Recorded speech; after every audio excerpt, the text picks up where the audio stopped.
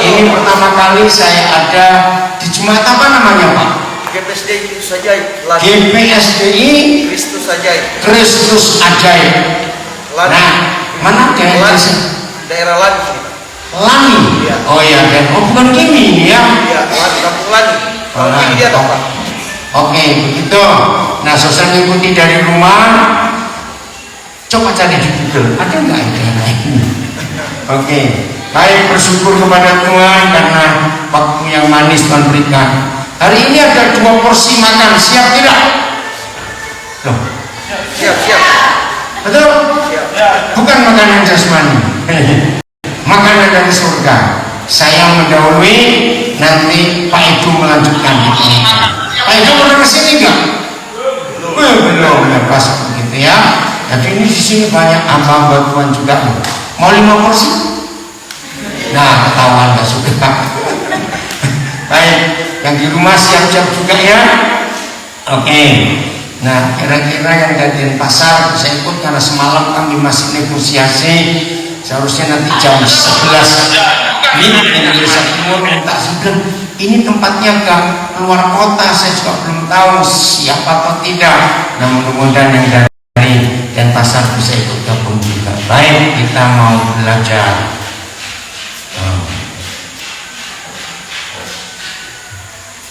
Kalau saudara mendengar kata hadiah, jujur ya, mikir apa? Sesuatu yang diberikan. Ayo, kalau dengar hadiah itu mikir apa? Sesuatu yang diberikan. Ayo, yang lain jawab cepat ah. Kalau saya kamu jawab, saya nggak mau ngajar. Kalau saudara mendengar kata hadiah, muncul apa? Gratis. Apa? Senang. Apalagi? Loh, saya tanya. Gratis, senang. Apalagi? Apa? Prestasi. Oke, lanjut. Apalagi? Loh, ayo. Saya kalau mendengar kata dia, saya belum bereaksi dulu sebelum saya lihatnya dia kan apa, gitu loh maksudnya. Loh, betul nggak? Walaupun gratis kalau dikasih sandal jepit, ayo, betul.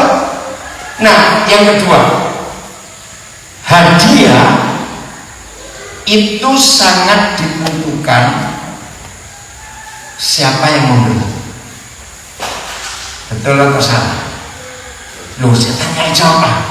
Hadiah itu sangat ditentukan siapa yang memberi.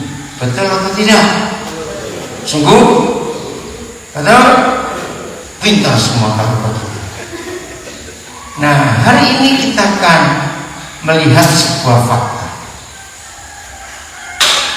Tuhan Yesus dan Bapa di surga memberi kita hadiah yang dunia itu nggak bisa beri. Mau nggak? No. Mau tidak saja? Jujur ya, Tuhan tahu. Mulut kita bisa berkata mau, hati kita nolak atas. Tuhan tahu juga. Nah, kembali kepada pertanyaan pertama. Ingat tadi saya jawab, kalau saya mendengar kata hadiah, maka saya harus tahu dulu hadiahnya apa, baru ada reaksi saya. Pertanyaan ini penting. Kalau presiden memberi hadiah, perlu nggak dicek dulu hadiahnya apa? Yang jelas bukan sepeda. Ngerti maksudnya? Kalau presiden memberi hadiah, ya saya nggak perlu lihat hadiahnya apa. Beda, jangan tersinggung. Ya, kalau ada seseorang yang saya tahu orangnya biasa-biasa dan memberi saya hadiah, ngerti nggak? Kira-kira yang berharga dari 2 orang memberi hadiah ini yang siapa? Bukan yang presiden pasti ya. Betul tidak? Pasti presiden, nggak mungkin presiden memberi hadiah yang biasa-biasa saja. Sekarang ini konsep yang ada. Nah, masih ingat nggak Yohanes 10 ayat 10? Tuhan Yesus berkata, setan itu siapa? Pencuri. Padahal setan itu pencuri. Yohanes 10 ayat 10. Nah, kalau Tuhan memberikan hadiah, ini bukan lagi presiden, tapi Tuhan memberi kita hadiah, perlu nggak kita cek dulu hadiahnya apa? Ayo jawab, perlu nggak? Tidak. Pasti kalau Tuhan memberi hadiah, wow, itu pasti luar biasa. Nah, saya mau gabungkan. Kalau Tuhan memberi kita sesuatu, itu pasti berharga. Dan jangan lupa ada si pencuri. Nyambung nggak maksud saya? Tolong jawab saya. Nyambung nggak maksud saya? Mak, nyambungnya apa? Ayo nyambungnya apa? Ayo.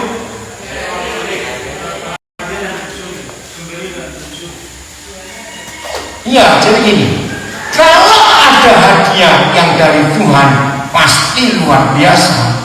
Dan ada pencuri selama kita hidup ini yang saya mau tanya, nyambungnya apa? Berarti si pencuri akan mencuri yang mana? Ayo, pencuri akan mencuri yang mana? Yang berharga, yang dari Tuhan. Saudara, kita mau belajar konsep ini dalam hidup kita. Nah, sekarang kita buka Yohanes 14 ayat 27. Apa hadiah dari Tuhan? Apa itu? Ya, ini luar biasa. Baca sama-sama Yohanes 14 ayat 27. 1, 2, 3. Damai sejahtera ku tinggalkan kepadamu. Stop dulu. Apa kata lain ku tinggalkan? Diberi, diserahkan, aku titik. Saudara, ini hal yang sangat indah yang dalam hidup kita harus tahu. Damai sejahtera ku tinggalkan bagimu. Terus 1, 2, 3. Damai sejahteraku ku berikan kepadamu. Dan apa yang kuberikan tidak seperti yang diberikan oleh dunia kepadamu. Stop. Saudara, serius kita harus memikirkan ini, termasuk mengikuti diri dari rumah. Kalau ada di antara kita masih punya konsep pemikiran yang salah, yaitu pokoknya ada uang, aku pasti damai. Hati-hati. Tuhan Yesus yang berkata, uang itu setan. Jangan lupa. Tolong ya, ibu-ibu di daerah Lami ini, mulai hari ini biasakan bicara kepada anak-anak, uang itu setan. Untuk apa? Supaya anak-anak mikir, mah minta setan 5.000. Nah itu loh pikirannya harus begitu. Ayo jujur, setanmu berapa di dompet? Terus setanmu berapa di ATM? Ayo ngaku. Serius. Uang itu setan. Betul atau tidak? Gara-gara uang kakak adik bisa bunuh-bunuhan tidak? Bisa. Ngeri sekali. Gara-gara uang suami istri bisa bercerai tidak? Bisa. Gara-gara uang juga gereja bisa hancur, pendeta bisa jatuh, koruptor, maling-maling, perampok uang rakyat.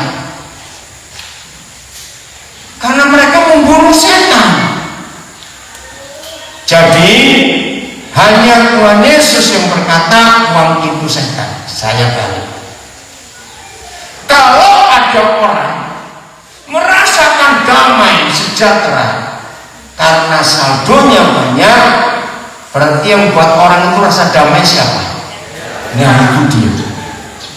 Saudara, orang yang mata duitan itu paling gampang ya untuk ngecek, nggak usah ke ATM, nggak usah lihat buku bank, lihat tensi darahnya. Itu nggak usah pakai meter apa tes tensi. Orang yang mata duitan pokoknya setan-setan terus yang dibicarakan, cek saja. Kalau tekanan darah naik itu saldonya kurang. Amin kan, nggak apa-apa, memang itu fakta. Betul. Kalau saldonya lagi banyak, tekanan darah normal. Betul nggak saya ngomong aja betul? Nah, sama anak-anak. Kalau sore-sore mama pulang, papa pulang dari kerja atau dari kebun, dari pasar, belum masuk rumah, kalian dengar nyanyi-nyanyi. Nah itu papa mamamu duitnya lagi banyak. Kita jangan percaya. Tapi kalau dari halaman depan sudah teriak, langsung minggir aja, duitnya kurang itu sudah. Ayo jujur jawab, betul atau salah kalimat ini? Ayo ngaku. Wih, betul lagi aku Tuhan. Saudara, perhatikan firman ini. Damai sejahtera yang ditinggalkan, yang diberikan oleh Tuhan Yesus kepada kita jelas yaitu tidak sama dengan apa yang diberikan dunia kepadamu. Tidak sama. Jadi kalau ada di antara kita penuh dengan ketenangan, penuh dengan damai karena saldomu banyak, berarti orang itu bukan murid Tuhan Yesus, tapi murid setan. Jelas sekali yang Tuhan katakan, damai sejahteraku yang kutinggalkan kepadamu itu tidak sama dengan yang dunia berikan, tidak sama. Nah sekarang kalau begitu tolong jawab saya. Hanya ada satu cara untuk ngetes, untuk membuktikan bahwa saudara dan saya mengalami damai sejahtera bukan karena uang atau karena setan-setan itu. Gimana ngetesnya? Gimana ngeceknya? Ya, sering-sering nggak punya uang. Amin. Kalau saudara sering nggak punya uang masih bisa tidur nyenyak, nah itu baru betul. Kalau saudara sedang tidak punya uang, wajahmu tidak cemberut, tetap senyum, nah itu betul. Betul tidak? Karena banyak orang munafik. Ada nggak orang yang seperti ini? Kalau sedang nggak punya duit, wajah dilipat-lipat. Ngerti ya? Wajah dilipat-lipat, ngerti nggak? Belum disetrika, itu maksud saya. Yaitu supaya orang melihat dia bagaimana? Ayo, supaya orang lihat dia bagaimana? Kasihan ya, nah, terus diharap dikasih duit. Tapi kurang ajarnya orang seperti ini. Waktu duitnya banyak, tetap dilipat-lipat juga wajahnya. Ini kurang ajar betul. Ayo, jujur, ada yang orang seperti itu. Nah, awas ya suami istri yang uangnya belum satu, awas. Ada nggak suami istri punya nomor tabungan rekening beda tapi jumlahnya nggak saya tahu? Ada tidak? Saya tanya kok ada tidak? Jangan jawab saya nggak punya tabungan. Ya buka besok kok susah. Ngerti? Ada tidak suami istri punya rekening di bank berbeda tapi jumlah nggak saling tahu? Tahu jawab, ada tidak? Nah, ini kebencian di mata Tuhan. Loh, kenapa Tuhan benci? Itu kan uangnya mereka. Tunggu dulu. Satu-satunya pribadi di dunia ini yang pernah berkata, sebab di mana ada apamu, di situ ada apamu. Ayo tolong lanjutkan. Sebab di mana ada hartamu, ada uangmu, di situ hatimu. Nah, suami istri dengan, kalau suami istri hartanya terpisah, masing-masing menyembunyikan jumlahnya, nggak diketahui oleh pasangannya, berarti suami istri ini pisah apanya? Bukan, sudah jelas pisah apanya, hatinya. Jawab lagi, apa yang terjadi pada sebuah pernikahan kalau hatinya pisah? Cerai. Dengar ya saudara, tidak ada satupun pribadi di seluruh alam semesta ini yang pernah berkata seperti Tuhan Yesus. Sebab di mana ada hartamu, di situ ada hatimu. Maka itu pendeta sekalipun kalau tidak jujur soal keuangan dengan pasangannya, maka hamba Tuhan itu pun sudah cerai sebelum ke pengadilan karena hatinya pisah. Ngeri sekali. Saya ulangi lagi, suami istri boleh punya tabungan nomor rekening di bank yang berbeda, silakan, tapi jumlah harus saling tahu. Awas yang sembunyi-sembunyikan uang di hadapan pasangannya, itu kebencian Tuhan. Maka itu suami istri ketika soal uang saja tidak jujur, maka suami istri itu adalah murid setan, karena uang adalah guru mereka. Dan guru mereka itu uang, dan uang itu setan. Itu yang harus dijaga dalam hidup kita. Saudara, fakta ini terjadi di banyak kehidupan. Maka itu firman ini penting. Damai sejahtera kutinggalkan bagimu, damai sejahteraku kuberikan kepadamu, dan apa yang kuberikan tidak seperti yang diberikan oleh dunia kepadamu. Beda. Sebelum saya melanjutkan menyampaikan kebenaran ini, di garis ini, di poin ini kita harus tegas.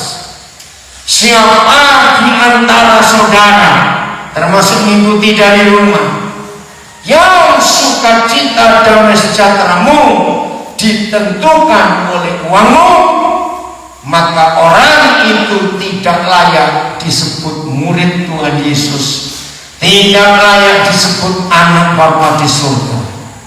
Sebab yang membuat dia mengalami damai sejahtera sukacita karena uangnya. Dengan tegas Tuhan Yesus berkata, yang dia berikan kepada kita tidak sama seperti yang dunia beri. Ini tegas. Maka itu saya akan tanya tadi, saya beritahukan satu-satunya cara untuk bisa membuktikan firman ini, sering-sering apa tadi? Ayo ngomong sering-sering. Nah, terus yang suaranya pelan-pelan itu lagi banyak uang, supaya Anda tidak ketahuan sudah. Sungguh saudara. Oke. Selama ini kita atau setan? Ya, pertanyaannya penting. Selama ini kita atau setan yang sering menggoda, yang sering menakut-nakuti, yang sering menyakiti. Ngerti nggak pertanyaannya? Selama ini kita atau setan yang sering menggoda, yang sering menyakiti, yang sering diinjak-injak? Ngerti pertanyaannya? Jawab dong, siapa? Ayo, gak usah ragu-ragu. Yang selama ini sering kita injak-injak setan, kita nyakitin setan, kita meledek setan, kita menghancurkan setan, atau setan yang buat itu kepada kita? Coba jawab. Nah, dimanapun saya berada, kalau saya memberikan pertanyaan ini, maaf, belum pernah ada orang banyak yang menjawab bahwa kita waktunya untuk balas dendam balik kepada setan. Itu hampir tidak ada, termasuk hari ini. Saya cerita, terpujilah Tuhan, saya sudah sekian puluh tahun ini berhasil membuat setan sakit kepala, sakit gigi, sakit perut, mencret. Saya berhasil membuat setan, pokoknya kesakitan. Enggak ada yang ngapain saya. Sudah nggak percaya? Oh, kok kalian percaya? Serius. Hanya dengan satu hal saja. Kalau saudara ini mementaati firman Tuhan ini, setan yang saudara injak-injak, setan yang saudara sakiti, setan yang saudara buat jengkel, setan yang saudara buat marah. Caranya nggak usah sayang setan. Ada nggak orang sayang setan? Loh, musuh nggak tahu. Ada nggak orang sayang setan? Setan tadi siapa? Setannya uang. Ada nggak orang sayang uang, sayang setan? Banyak. Nah, satu-satunya cara untuk kita nggak sayang setan, buangin dia. Nggak aman. Loh, betul?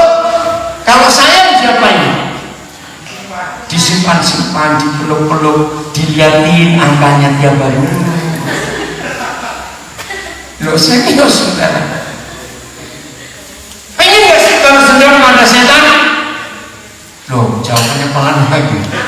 Pengen gak? Bukan apa yang salah. Pengen gak kalau dendam pada setan? Loh, saya tanya kok. Kalau saudara pengen, saudara akan dijajah oleh setan. Serius saudara, saya nggak pernah khawatir. Berapa waktu yang lalu, waktu itu saya kaget. Saya mau balik ke Nabirin dari Jakarta. Nah, dari rumah kami sudah nimbang, pakai timbangan di rumah. Kami yakin, saya yakin ini nggak akan kelebihan. Akhirnya kami bungkus, yang karena itu kardus. Ada buku, ada makanan, takut karena harus pindah pesawat, jadi saya nggak ingin barang itu. Ternyata kelebihan 3 kilo. Ayo, kelebihan 3 kilo dikit atau banyak? Dikit. Oh, 3 kilo banyak. Dikit, dengar dulu. Nah, petugasnya bilang, Pak, lebih baik dikeluarin. Saya bilang, saya sudah bawa tentengan, apalagi sudah saya bungkus. Ya udah, tapi buat saya kaget, 3 kilo itu saya harus bayar 1.200.000. Sebentar, saya tuh nggak percaya. Loh, jadi 1 kilo itu berapa lebihannya? 400.000 dari Jakarta ke Nabirin. Loh, kan saya nggak percaya. Masa sih? Akhirnya saya tanya, boleh nggak saya tahu tabelnya mana? Akhirnya saya diajak masuk ke dalam. Saya kaget juga. Masalahnya, saya nggak ada uang. Uang saya itu di saldo juga, ATM saya nggak sampai 100.000. Nah, ini malam. Karena pesawatnya jam 2.30. Ini sampai jam 12. Waduh, bagaimana ini? Saya telepon anak-anak saya di Jakarta untuk minta tolong kirim dulu. Ini saya mau bayar, nggak ada uang. Saudara, ternyata nggak ada satupun. Mungkin sudah tidur semua.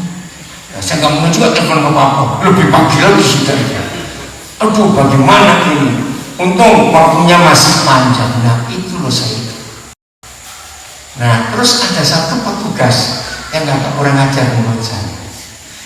Saya naiknya ekonomi, tapi karena saya itu punya member di perusahaan itu, dia begini, Pak, jangan marah ya. Kenapa? Masa Bapak nggak punya uang? Saya sampai ayo jujur, kalau orang lihat penampilan saya, mana penampilan miskin? Ya maaf, saya bilang, kalau nggak percaya, tolong cekkan ATM saya. Ada 4 saya keluarkan semua. Ini pinnya. Ya nggak begitulah Pak. Ya sudah, kenapa masih nggak punya kopi? Ya sudah bayar. Saudara, tapi dari wajahnya dia masih nggak percaya. Aduh, saya jadi gemes juga lihat orang ini. Bukan, aku nggak pernah munafik apa nih? Saudara, itu berkali-kali. Saya pernah juga, akhirnya ada yang menolong. Ya dah. Nah, nggak tahu bagaimana datang seseorang. Loh, padanya mau kemana? Ya udah saya bilang, puji Tuhan, bisa dipinjam. Satu kali pas saya mau bayar taksi, waktu itu masih ada bayar airport tax, waktu itu 40.000. Ya ampun, kok uangnya nggak cukup ini. Kalau saya bayar taksi semua, saya nggak bisa bayar airport tax. Nah, super taksinya juga lucu. Bapak masa nggak punya ATM? Saya keluarin, ada 6 ATM. Bayar 6 ATM saya. Bang Mega dan namun BRI, BNI, Mandiri, BCA, bayar. Terus nggak isinya begitu, nggak percaya sopir taksi itu. Saya bilang, Pak pinjam dulu ya. Dia tertawa, saudara. Sampai saya bilang, waktu saya masih pakai jam tangan, saya tinggal lihat KTP saya. Nggak usah Pak, saya percaya. Karena selama saya ngantar bapak itu telepon orang ini, telepon orang itu, saya tuh dengar semua loh. Wih, saya tuh mikir bapak ini kerjanya apa ya? Lebih nyakitin hati itu pertanyaannya, kerjanya apa? Tapi kalau punya duit 40.000. Saudara, saya juga nggak tahu dia itu mikir apa sebetulnya. Akhirnya saya potong 50.000. Pak, 10.000 saya buat cadangan kalau apa. Dia senyum tapi agak kecut senyum. Saya bilang ini, Pak, saya minta nomor rekening Bapak. Nanti sampai tempat saya akan minta anak saya untuk kirim. Nah, saya pinjam 50.000, sampai tempat saya bayar 150.000. Kan ada bunganya. Ngerti nggak? Maka itu saudara, sampai hari ini saya tuh nggak pernah khawatir kalau lagi nggak punya duit. Serius. Maka itu, ayo kita buat setan. Apa tadi? Sampai kepala mencet-mencet, marah semuanya. Ayo kita buat dengan cara apa? Ayo dengan cara apa tadi? Iya, buang-buang untuk setan. Nah, buangnya di mana? Ke sini supaya cepat jadi nih guru gereja. Setuju bagaimana ya? Nah, itu dia. Oke, begini loh maksud pelajaran hari ini. Damai sejahtera itu lebih dari uang sekian miliar. Lu betul tidak? Damai sejahtera itu membuat orang itu hidup sehat. Damai sejahtera membuat benteng setan gak bisa masuk. Tapi apa yang Tuhan beri lalu dicuri oleh si pencuri, nah timbul masalah yang luar biasa. Hari Kamis sore kemarin, saudara, betul-betul saya perang betul dengan seorang ibu gembala, ya, berdoa betul, minta bersama dengan seorang suami. Kamis sore itu kami betul pakai apa, masuk masa pol berdoa. Saya nggak kenal keluarga ini baik, tapi suaminya sering dengar khotbah saya lewat sosial media. Nah, mereka punya 3 anak dan 3 lahirnya sesar semua. Mereka bukan keluarga kaya, sehingga mereka itu punya rumah ruko, bukan rumah ruko, 3 lantai. Lantai pertama untuk toko, lantai kedua untuk gudang, dan lantai ketiga itu mereka tinggal. 3 anak ini waktu mengandung, mama ini selalu kesakitan, tidak bisa makan. Nah, dia merasa lelah, harus naik turun 3 lantai.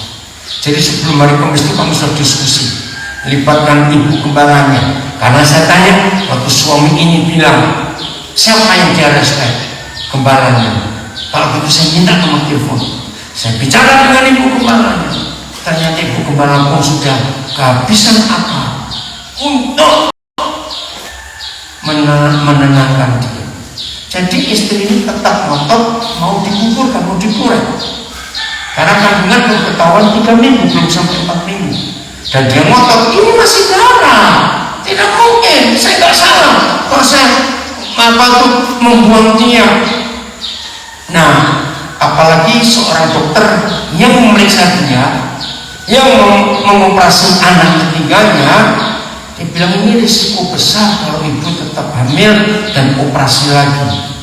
Apalagi jaraknya anak ketiga itu masih kecil, belum sampai 3 tahun, baru 2 tahun lebih.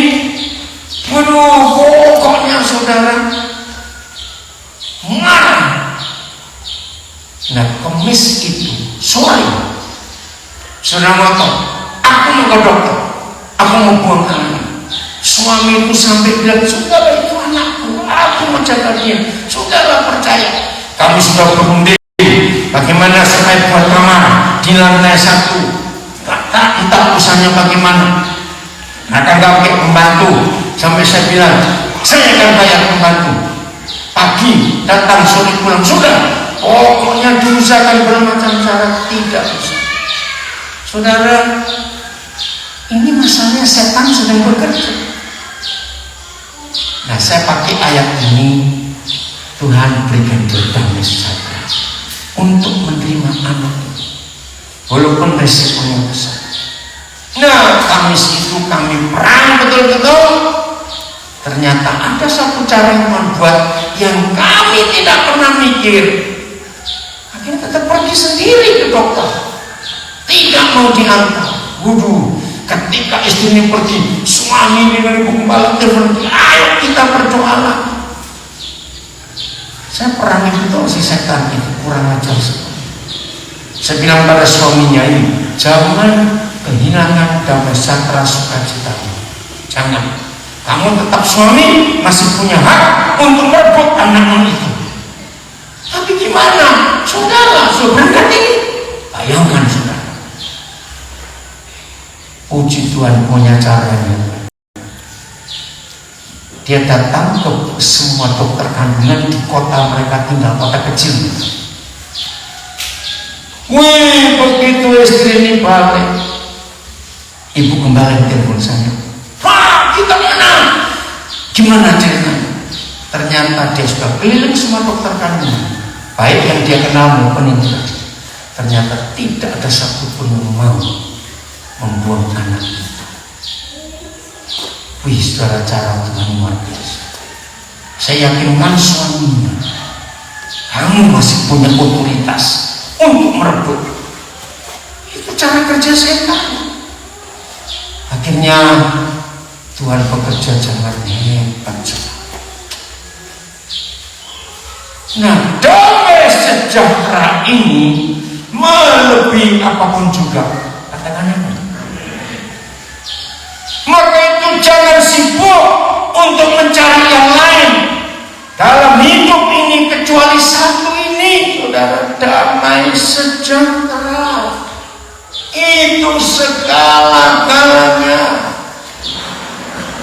untuk kita nikmati dalam hidup ini. Nah, karena yang Tuhan beri itu pasti paling paling bernilai dan paling berharga, maka pencuri akan curi yang paling berharga dan bernilai.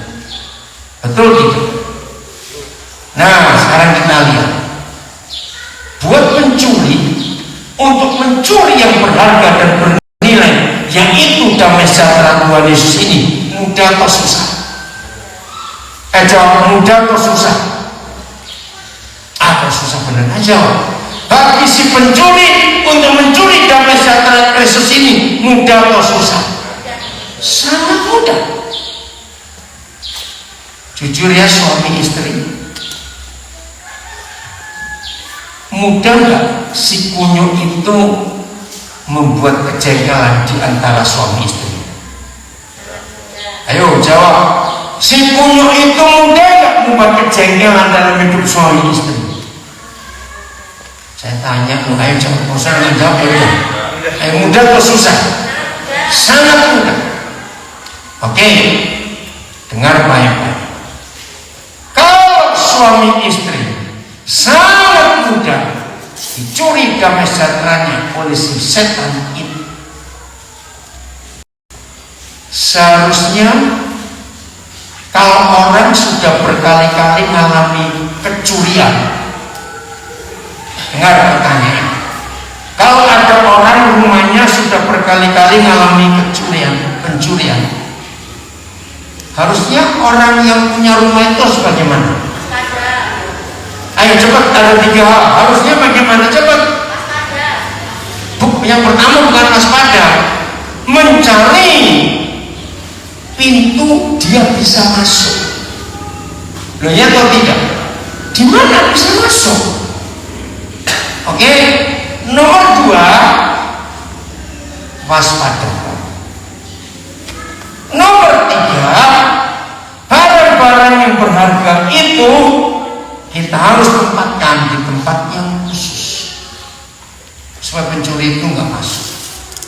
Nah, hal yang sama saya balik. Jadi kalau suami istri, dengar kalimat ini, kalau suami istri sudah menjadi langganan pencuri, ngerti nggak kata langganan? Artinya sudah sering. Seharusnya suami istri itu makin pintar atau makin bodoh? Ayo, seharusnya cepat. Betul? Loh, saya tanya betul, harusnya makin. Faktanya, aduh, itu gimana ini mau? Seharusnya makin pintar karena sudah kenal. Tapi kenapa banyak suami istri makin bodoh? Apa nggak bosan bertengkar terus? Sampai ayam aja malu. Artinya kalimat ini, kalau saudara punya ayam aja malu denger ribut tiap hari suami istri ini. Jadi damai sejahtera ini lebih daripada emas sekian kilo, uang sekian miliar. Katakan amin. Untuk mau sehat harus mengalami damai sejahtera. Kemarin viral di sosial media, ya, ada 8 poin orang itu hidup sehat. Itu 8 poin yang mengagetkan. Orang semua berkata olahraga yang betul, 2, jaga pola makan. Ternyata olahraga dan pola makan itu ada di nomor 8 dan di nomor 7. Nomor 1 untuk orang bisa hidup sehat, ada yang dapat nggak viral itu di sosial media, orang sekali, ya. Ternyata ranking 1 yang membuat orang itu bisa hidup sehat, sederhana, hatinya tenang. Kok cuma begini saja? Hatinya tenang, bukan rajin olahraga, bukan jaga pola makan. Tapi nggak boleh rakus, saya dengar ini, awas kamu rakus. Tidak begitu. Hati yang tenang. Nah, hati yang tenang itu karena apa? Ayo, karena ada Saya akhiri, nanti Pak Edo nanti. Ternyata damai sejahtera itu akan tetap ada di hidup kita. Setan pun nggak bisa curi kalau dua hal ini kita lakukan. Ya, mencatat nggak? Cuma dua loh. Tolong perhatikan, ini penting. Nomor satu, selalu dan selalu dan selalu mengampuni. Ternyata sederhana. Maka itu kalau si setan itu membuat saudara jengkel, awas saudara sambal yang jengkelkan kita. Apa yang kita buat kalau ada orang jengkelkan kita? Loh ayo, tadi terus saya ngomong. Apa yang kita buat kalau ada orang jengkelkan kita? Ampuni, senyum saja, supaya setan nggak dapat keuntungan di antara kita. Hal kedua, rasa takut dan khawatir itu bisa mencuri damai sejahtera kita tidak? Wih, sangat bisa. Takut dan khawatir. Nah, kalau si kunyuk mencuri itu tidak berhasil membuat kita jengkel, karena kita selalu mengampuni siapapun, baik suami istri, tetangga, rekan, saudara, siapa saja membuat kita jengkel. Kalau kita selalu mengampuni, kalau setan tidak berhasil membuat kita jengkel, maka yang kedua ini dia tiba-tiba timbul rasa khawatir, rasa takut. Saya tanya lagi, buat si setan membuat kita rasa takut, khawatir itu mudah atau susah? Sangat mudah. Lagi diam-diam tidak ada apa-apa, langsung masuk ke jangan-jangan. Disitulah damai sejahtera kita tercuri. Sekarang mulai hari ini, jadilah bijaksana, jadilah pandai. Paulus pernah menulis di 2 Korintus 1, jangan beri keuntungan kepada iblis, karena kita tahu kita tahu maksudnya. Nah, saya pakai ayat itu. Kalau saudara senang main bola atau nonton sepak bola, pernah tahu nggak istilah gol bunuh diri? Pernah tahu nggak? Kira-kira kalau jagoan saudara, klub yang saudara idolakan, atau salah satu pemainnya melakukan gol bunuh diri, biasanya ngomong apa? Ayo ngomong apa cepat? Goblok, apalagi pada suruh sini nggak bisa goblok-goblokin orang, tenang saja. Marah kita, kenapa kamu begitu? Tolong perhatikan. Ternyata banyak murid-murid Tuhan Yesus, banyak anak-anak Bapa di surga melakukan gol bunuh diri, memasukkan bola ke kandang kita. Tuhan Yesus rugi. Jadi mulai hari ini yang rajin kecurian, damai sejahtera hari ini stop. Gimana caranya menang? Cepat. Ayo satu. Ayo gimana cara menang? Satu. Ampuni. Walaupun dia begitu rasanya. Ampuni. Ngomongin setan, kamu mau masuk rumahku toh? Mau curi? Aku gak izinkan. Kedua apa? Ayo, ya takut khawatir kita buang. Selalu berkata, terima kasih Tuhan, Engkau luar biasa. Janjimu itu ya dan amin. Kalau dua hal ini kita lakukan, percayalah saudara, setan kalah dan hidup kita penuh dengan damai sejahtera, penuh dengan sukacita, penuh dengan berkat.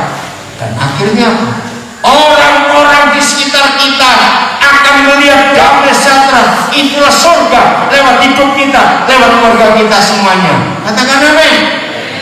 Mau jadi bodoh mulai hari ini setelah dengar firman ini? Tidak. Awas pencuri itu. Tepuk tangan buat dirimu sendiri. Ayo.